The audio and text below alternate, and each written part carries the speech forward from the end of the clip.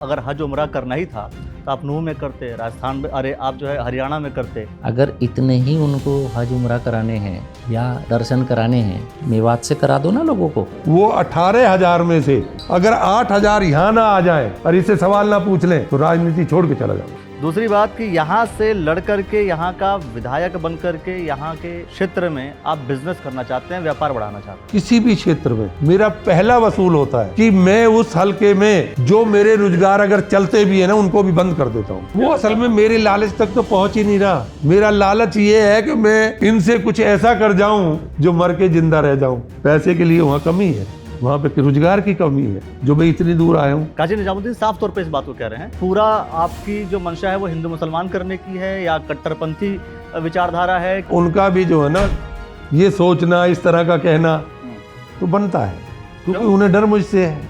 आप ये पूरे हलके को बुला लो और पूछ लो भाई कि कौन लड़ सकता है। तो मतलब वो डर के आपके खिलाफ बोल रहे हैं। तो फिर मेरा उनका क्या लड़ाई है? वो कह रहे हैं कि मैं मंगलौर की जनता के लिए लड़ रहा हूँ, मंगलौर की जनता के लिए हूँ। हाँ तो अच्छा एक बात बताओ, अगर मैं बन जाऊंगा तो जनता का क्या नुकसान हो जाएगा? उनका तो हो सकता है, चलो मैं कुछ नहीं करूंगा, लेकिन इससे बुरा तो नहीं करूंगा जो हो रहा है। सम्मान करने वाला आ जाता है ना तो दूसरे आदमी को वहाँ रहने के लिए सम्मान करना पड़ता है। जब काजी जी आए, जीत गए, मैं मुबारक देता हूँ। नहीं तो लोग तो कह रहे थे गिनती कराओ भाई, मोंटी जी को टिकट मिलेगा तो मैं उसकी मदद करूंगा, उसको मिलेगा तो उसे मेरी करनी चाहिए। तो ताकत बढ़ गई ना, तो उनके लिए तो दिक्कत है वो।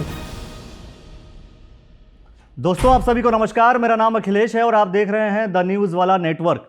कुछ दिन पहले जब हम यहाँ के विधायक काजी निजामुद्दीन से हमने सवाल पूछा था कि करतार सिंह भड़ाना दो पूरे समूहों को यात्रा पर भेज रहे हैं, अजमेर भी और खाटू श्याम भी, तो उन्होंने कहा कि करतार भड़ाना जी का कुछ न कुछ निजी स्वार्थ होगा, निजी स्वार्थ के वशीभूत होकर के वो लोगों को यात्रा पर भेज रहे हैं। क्या कहेंगे सर आप?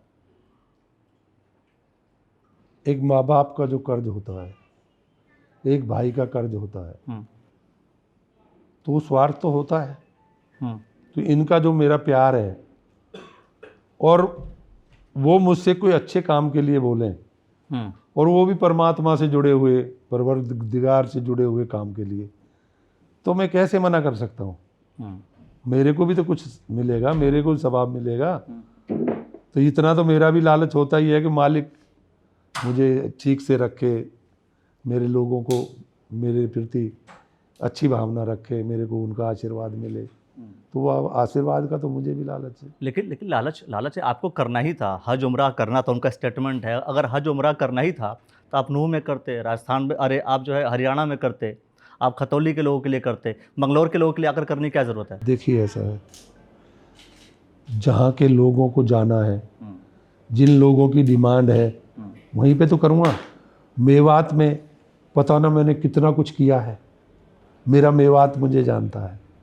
मेवात के ये तो बहुत छोटी बात है, मैंने तो परिवार तक काम किया है। मैं तो उनका परिवार का बंदा हूँ। मैं इस्लाम कबूल नहीं किया, लेकिन मुकम्मल ईमान है मेरा। और मैंने जहाँ भी गया हूँ वहाँ पे कर्ज बाकी छोड़ा नहीं, सबका चुका के आया। नहीं तो कर्ज चुका दिया आपने, क्योंकि वो ये भी तो कह रहे हैं कि कर्ज आपने जहाँ से आप चुनाव लड़े, जहाँ से आप चुनाव जीते, तो वहाँ के कर्ज को आप जो है निपटाइए। यहाँ पर ऐसा कौन सा कर्ज है जो आप? अरे भाई मेरे को ये नहीं समझ आता। वो तो साफ तौर पर कह रहे हैं ना। नहीं, वो कह रहे हैं, पहली बात तो मैं ये कहूँगा, इस बात का भी मैं जवाब दूंगा कि वो जो ये कह रहे हैं, पहली बात तो मेरा उनका कोई किसी तरह का विवाद नहीं है। तो विवाद मतलब किसी तरह का विवाद नहीं है, मेरा उनका घर साझी नहीं है, मेरा कोई उनसे पार्टी से भी कोई लेना देना नहीं है। तो उनका मेरे से क्यों मेरा इस तरह बोल रहे हैं वो तो वही बता सकते हैं। मैं तो इस बात को नहीं समझता कि वो क्यों बोल रहे हैं। इस बात के लिए जो उन्हें बोलना पड़ रहा है कि भाई मुझे वहाँ करना चाहिए, और उनको ये पता करना चाहिए कि मेवात में, हमें मेवाती कहते हैं लोग, पूरे मेवात को बढ़ाने के नाम से जाना जाता है। समालखे की भी बात कर रहे थे। समालखे में मेरे, जब मैं पहले विधायक बना था तब तो कम थे, अब 18-20 हज़ार मेरे इस्लाम से जुड़े भाई हैं। वो 18,000 में से अगर 8,000 यहां ना आ जाए और इससे सवाल ना पूछ लें तो राजनीति छोड़ के चला जाऊंगा। वहां के लोग आ जाएंगे, हाँ, वहां के लोग, तो जिनके लिए काम किया वो आ जाएंगे यहाँ पे। मेरे हलके जहां मैंने किया है ना, मैंने अपनों को बाप बना के, बड़ों के और भाइयों को भाई की तरह रहा है। मैं राजनीति से पैसा नहीं कमाता, मेहनत करके कमाता हूँ और भाइयों में लुटाता हूँ। कमाई की बात करता हूँ मैं, कमाई की भी बात उन्होंने की थी। उन्होंने कहा कि ये सब कुछ करने के पीछे का उद्देश्य तो पहली बात स्वार्थ है। स्वार्थ ये कि आप चुनाव लड़ें, वोट लें, पहली बात। दूसरी बात कि यहाँ से लड़ कर के, यहाँ का विधायक बन कर के, यहाँ के क्षेत्र में आप बिजनेस करना चाहते हैं, व्यापार बढ़ाना चाहते हैं। देखिए, किसी भी क्षेत्र में मेरा पहला वसूल होता है कि मैं उस हलके में जो मेरे रोजगार अगर चलते भी है ना, उनको भी बंद कर देता हूं। जिस क्षेत्र में आप, जिस क्षेत्र का मैं विधायक हूं, जिस क्षेत्र का सेवक हूं, उसमें कभी एक पैसे का रोजगार नहीं करता हूं। तो ये तो सोचने की इससे बड़ी तो पागलपन नहीं, तो वो कह रहे हैं ना कि लालच होगा, स्वार्थ होगा, इस वजह से आकर के भाई बिजनेस करना होगा, तब वो असल में मेरे लालच तक तो पहुंच ही नहीं रहा। मेरा लालच ये है कि मैं इनसे कुछ ऐसा कर जाऊं जो मर के जिंदा रह जाऊं। मेरा वो लालच है, ये मेरे लालच नहीं है। पैसे के लिए वहां कमी है, वहां पे रोजगार की कमी है जो मैं इतनी दूर आया हूं। मेरा खतौली है, खतौली में जाके पूछ लिए कभी एक पैसे का रोजगार किया है? समालखा में पूछ लिए करा है कभी? मेरठ में पूछ लीजिए, पूरे एमपी रहे हैं, कुछ एक पैसे का रोजगार किया? हम अपनी इस कष्ट कमाई का, फावला चलाने वाली कमाई का, जो फावड़े चला के मेहनत की जाती है, उससे कमा के वो मालिक ने हमें ऐसा दिल दिया है, या ये समझो कि वो हमसे कराना चाहता है और दुआएं मिलेंगी तो ही पार होगा बहुत साहब। लेकिन आपके जो लोग हैं, आपके लोग हैं यहाँ पर हिंदू मुसलमान कर रहे हैं, कट्टरपंथी फैलाने का काम कर रहे हैं, उनका ऐसा स्टेटमेंट है। काजी निजामुद्दीन साफ तौर पे इस बात को कह रहे हैं कि रेडिकलाइज्ड अप्रोच है, पूरा आपकी जो मंशा है वो हिंदू मुसलमान करने की है या कट्टरपंथी विचारधारा है, किसी के लिए आप कर रहे हैं, किसी के लिए नहीं कर रहे हैं, ये चीज़ है। देखिए, मैं साथ में आया था यहाँ जब तू छोटा होगा, और साथ में पूरे समाजों ने 1000% मुझे जिता दिया था। इतनी भारी भीड़ थी, मंडी से लेके और रुड़की तक भरा हुआ था सब। लोगों ने ये डिक्लेयर कर दिया था कि बढ़ाना जीत गया। लेकिन किसी कारण, मैं तो ये कहूँगा कि मेरे नसीब में नहीं था जब, क्योंकि मुझे और कहीं जाना होगा वहाँ का, क्योंकि ये सब ऊपर वाले का खेल होता है। कोई कहीं कुछ जाके बन जाए, कुछ बना दे, ये सब बेकार की बातें हैं। वो ऊपर वाला कराता है, जैसे भी कराता। तो मेरे को कोई गिला ही नहीं हुआ, मेरा टिकट कट गया, मैंने पर्चा निकाल लिया। हालांकि बाद में जो है राजनाथ जी के यहाँ से मैसेज आया मुझे कि भाई अगर करतार ने पर्चा नहीं निकाला है ना, चूँकि वो टिकट बहुत ऐसा दे दिया था कि जो था ही नहीं किसी के लायक, तो उन्होंने कहा कि भाई सपोर्टेड करतार को लड़ा दो। लेकिन पर्चा काट चुका था, यानी कि मुझे यहाँ पे 20 साल कहीं ना कहीं रह के आना था 27 में। तो मैं अब उनको, देखिए मैं नहीं कहना चाहता, देखो उनका भी नहीं, आप कह दीजिए ना। नहीं, आप कह रहे नहीं कहना चाहते, मैं कह रहा हूं नहीं, उनका भी जो है ना, ये सोचना, इस तरह का कहना तो बनता है, क्योंकि उन्हें डर मुझसे है। अच्छा, उनको डर आपसे है?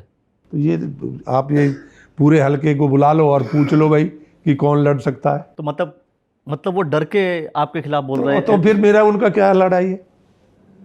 मतलब वो मेरे बारे में नहीं, वो कह रहे हैं कि मैं मंगलौर की जनता के लिए लड़ रहा हूँ, मंगलौर की जनता के लिए हूँ। हाँ, तो अच्छा एक बात बताओ, अगर मैं बन जाऊंगा तो जनता का क्या नुकसान हो जाएगा जी? उनका तो हो सकता है, जनता का क्या नुकसान है? चलो मैं कुछ नहीं करूंगा, लेकिन इससे बुरा तो नहीं करूंगा जो हो रहा है। क्या बुरा कर रहे हैं? मतलब जो कुछ हो ही नहीं रहा, मतलब इससे कम तो नहीं करूंगा ना, जो भी करूंगा कम से कम, और नहीं तो इनका सम्मान तो करूंगा जो नहीं मिलता। काजी जी को काजी जी को नहीं, जनता को। भाई मैं, ये तो ऊपर वाला कराएगा जो कुछ कराएगा, लेकिन काजी जी जनता का सम्मान नहीं करते? नहीं करते हैं या नहीं करते हैं वो तो ऊपर वाला बताएगा। तो वो मेरे से क्यों डरते हैं अगर करते हैं सम्मान? जब एक आदमी कहीं पे सम्मान करने वाला आ जाता है ना, तो दूसरे आदमी को वहां रहने के लिए सम्मान करना पड़ता है। अगर उसी लाइन में काजी जी हैं, उसी लाइन में मैं हूं और मैं सम्मान कर रहा हूं, तो उनकी मजबूरी बन जाएगी सम्मान करना लोगों की। अच्छा, मतलब आपकी वजह से वो कर रहे हैं, सिर्फ आपकी वजह से? नहीं कर रहे कि नहीं कर रहे मुझे नहीं पता, पर करना पड़ेगा, सम्मान करना पड़ेगा। लेकिन ठीक है, वो जो आरोप है एक कि रेडिकलाइज्ड अप्रोच, कट्टरपंथी विचारधारा, वो कह रहे हैं जब ये विचारधारा रहेगी तो ये समाज आपका कैसे बढ़ेगा, मंगलौर कैसे आगे बढ़ेगा? देखिए ऐसा है, उनका आरोप है। मैं इस तरह के आरोपों की बात नहीं करता। मैं तो एक बात को जानता है, किसी से भी खून निकाल के देख लो उसका रंग लाल है। और भाई कोक से ही पैदा नहीं होता, कोक का तो दुश्मन भी पैदा हो जाता है, लेकिन जो भाव का भाई होता है ना, वो खड़ा रहता है। कहते हैं ना, बहुत सारी भीड़ तुम्हारे साथ है, अगर कहीं लड़ना पड़ गया ना तो जो भाई होगा वही खड़ा मिलेगा, नहीं तो भाग जाएंगे सब। लेकिन उनका सीधा सीधा है कि ये सब चीज़ें करने के पीछे का उद्देश्य। अच्छा, आज आपने एक और चीज़ आपने कह दी कि रोज़ा को लेकर के, अभी आपने कह दिया था अजमेर के लिए, खाटू श्याम के लिए बोल दिया, उस पर उन्होंने कह दिया साफ तौर पर कि आपकी इच्छा है, आप स्वार्थ के कारण जो है ये काम कर रहे हैं। अरे तो मेरे ये स्वार्थ तो है ये कि मुझे पुण्य मिले, मुझे दुआएं मिले, मेरे लिए इससे बड़ा लालच मेरे लिए कोई नहीं है। टिकट उसका नहीं है, चुनाव जीतने का नहीं है। एक बात बताइए, वोट का नहीं है, मैं चुनाव जीतने पहले का सुन लो, मैं कैबिनेट का मिनिस्टर था, कोई मुझे कभी संभाल के से हरा नहीं सकता था, सरकार से मुझे मंत्री से नहीं हटा सकता था, और मैं लोगों के भले के लिए मेवात और राजस्थान छोड़ के चला गया उसको, तो वहां का मुझे कुछ देना होगा ना। सबसे बड़ी लोगों को जो मेरे में बुराई लगती है ना, सबसे बड़ी वो बुराई मेरी ये है कि मेरे लिए सब मेरे हैं और सब मेरे लिए आते हैं। मुझे नहीं पता मंगलौर में मेरे को कौन कौन जानता है, लेकिन जब मैं यहाँ इलेक्शन के लिए आऊँगा तो जो मेरे लोग हैं, जो मुझे जानते हैं, जब मैं उनको सालों से नहीं मिला, उन्हें पता लगेगा कि वो मंगलौर गया, तो वो लोग मंगलौर में सिफारिश करने आएंगे जो किसी की नहीं आते। और वो जो सिफारिशें हैं ना, जो मुझे भी पता नहीं है, उस वोट को बढ़ा जाएगी। रोजा को लेकर के आज आपने क्या ऐलान कर दिया? तो रोजे की ये है कि यहाँ पे बुलाने का, कई लोग आना चाहते हैं, लेकिन क्योंकि ये राजनीति ऐसी है, मैं तो अभी कह रहा था एक भाई को कि तुम टारगेट मत बनो, बेकार तुम्हें कोई नुकसान करे। नहीं मतलब बेकार, मतलब अगर कोई व्यक्ति कोई मुस्लिम अगर आपके यहाँ आता है तो टारगेट हो जाएगा वो? नहीं आता नहीं, मतलब जो है, अगर कोई जैसे बोलेगा तो पहचानते, तो अगर उसका काम पड़ गया, भाई विधायक तो वो है, तो उसका काम नहीं करे तो मेरे भाई का काम ना हो, मैं ये नहीं चाहता। मेरे भाई का काम होना चाहिए, कोई कर दे। अच्छा, वोट आपको दे दे? नहीं, वोट चुनाव में वोट आपको दे दे और नहीं, मेरा मतलब ये है कि मैं अपनी वोट के लिए मैं किसी को टारगेट नहीं बनाना चाहता, जो मेरा है उसको टारगेट नहीं बनाना चाहता। हालांकि इतना कमजोर नहीं हूं मैं, मेरे आदमी को कोई टारगेट करेगा, लेकिन फिर भी उसके काम नहीं अटकने चाहिए। नहीं, क्योंकि वो जाएगा, उसका कोई काम होगा तो वो कहेगा अरे तू तो वहां गया था, मत। अब करतार सिंह तो है नहीं कोई कि कोई भी आएगा, अगर उसका जायज है और मैं कर सकता हूं तो मैं करता हूं। ये दिल कहां से लाएंगे काजी जी? जो भी मेरे नहीं। सामने आएंगे तो वो दिल कहां से लाएंगे? बात तो वो दिल का मामला है और कुछ नहीं है। क्योंकि मैं वो भी तो दिल से मैं ही- जो है अपने लोगों जो को बाई इलेक्शन जो हुआ, बाई इलेक्शन में उन्होंने कहा कि दिल मेरा ज्यादा बड़ा था कि अपने लोगों के साथ मैं खड़ा था। भाई काजी जी अपने देखिए लोगों के ऐसा साथ खड़े थे, पूरे सुन उन लो। लोगों के साथ खड़े थे, हमने तो दिल कोई उनका बड़ा था, पूरे इसका सुनिए, मतलब। हमने कोई झगड़ा नहीं करने दिया, हमने कोई गलत काम नहीं करने दिया। हम सौगंध खा सकते हैं, एक वोट हमने गलत नहीं गिरवाने की कोशिश की। और जब काजी जी आए कि भाई मैं 4000 से जीत गया हूं, 400 से। हाँ 400 से जीत गया हूं, मैं क्या जीत गए, मैं मुबारक देता हूं आपको।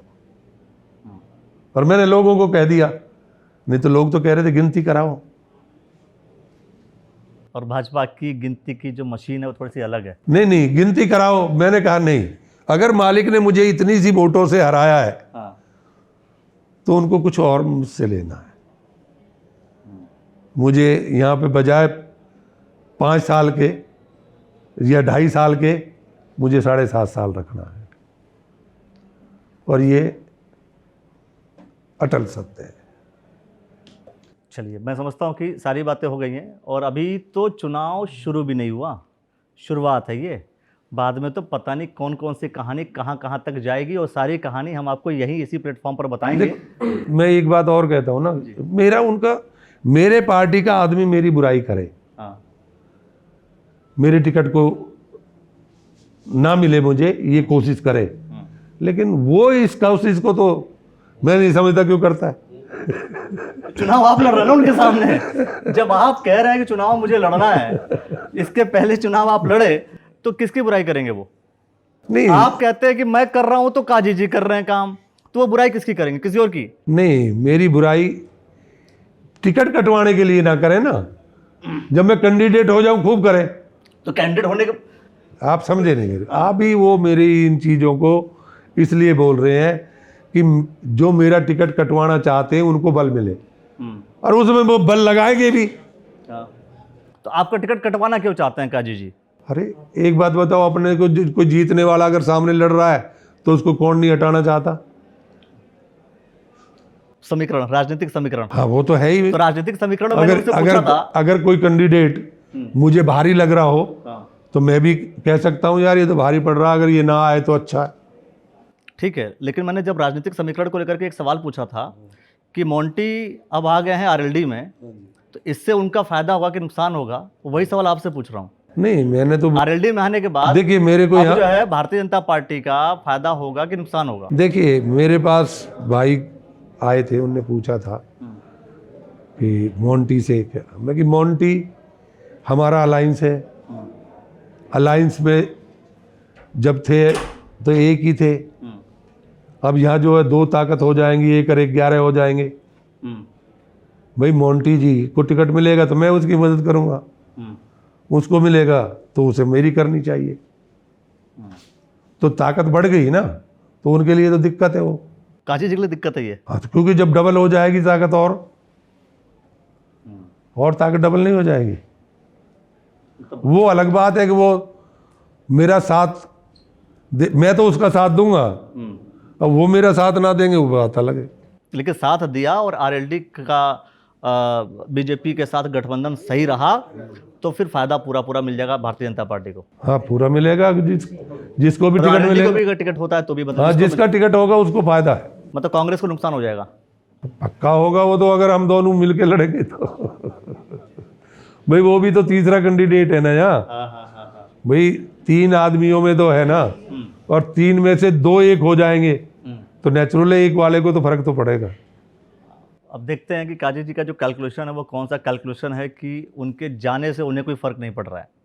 वो कह रहे हैं कि देखो ये तो कोई भी नहीं कहेगा कि मुझे फर्क पड़ रहा है, ये नहीं कहेगा कोई भी कि मुझे फर्क पड़ रहा है, लेकिन सच्चाई तो ये है कि फर्क पड़ रहा है। सबसे ज़्यादा तो करतार सिंह से ही पड़ रहा है। अब मेरा उनका कोई झगड़ा नहीं है, कोई मतलब नहीं है। आप बार बार समझा क्यों रहे हैं कि नहीं, मेरा कोई झगड़ा नहीं है, फिर भी अब बोले वो मेरे लिए क्यों कहते हैं? भाई मैं अगर उनके लिए कुछ कह रहा हूँ, कुछ बात हो सामने तो से आप लड़ रहे हैं तो किसी और के लिए कहेंगे वो नहीं। अभी सामने से आप लड़ रहे हैं तो अभी किसी और को थोड़ी उरे बोलेगा सुनो, कोई। अभी हम लड़ नहीं रहे।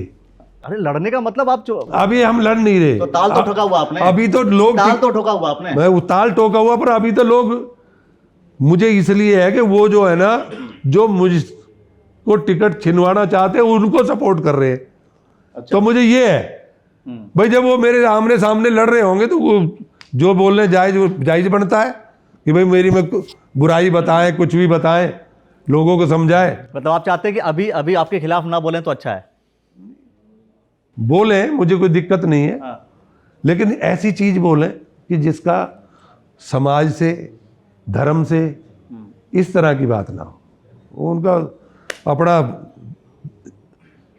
आज़ाद हिंदुस्तान है, हर आदमी को क्या अधिकार पता है। कि वो सोच इसी बात पे रहे हो कि किसी तरीके से आपका टिकट ना हो, तो फिर वो आराम से नहीं, वो चुनाव तो ये तो मैं जानता हूँ, वो तो सब कोशिश करेंगे। हाँ। ये मेरा टिकट के लिए तो मेरे अपोज कर हर आदमी, कोई भी मेरे से नहीं लड़ना चाहेगा, चाहे बसपा का ही हो, वो भी मेरे से को नहीं चाहेगा कि ये कैंडिडेट आए। तो ये कोई नया काम नहीं कर रहे, बसपा वाले भी नहीं चाहते कि भाई मैं कैंडिडेट आऊँ पार्टी का, क्योंकि जो अच्छाई जो है ना, सब कुछ कर सकता है। आप सम्मान, जमीन में गिर के किसी का सम्मान करना किसी को सिखाता है परमात्मा। और लोगों को कुछ नहीं चाहिए, वही चाहिए, प्यार चाहिए, सम्मान चाहिए। हाँ जी। अभी देखते हैं कि चुनाव, मैंने फिर से कहा कि चुनाव अभी आएगा, बहुत सारी बातें होंगी, प्यार, सम्मान और वोट की लड़ाइयाँ चलती रहेंगी। देखना ये होगा कि किसके पाले में कौन सा समीकरण फ़ायदेमंद तरीके से पहुंचता है, किसके समीकरण को खाली हाथ मिलता है। बहुत सारी बातों को लेकर के ऐसे हम चर्चा करते रहेंगे। आप देखते रहिएगा द न्यूज़ वाला नेटवर्क। बहुत बहुत शुक्रिया, बहुत बहुत धन्यवाद। धन्यवाद sir. Thank you sir, thank you.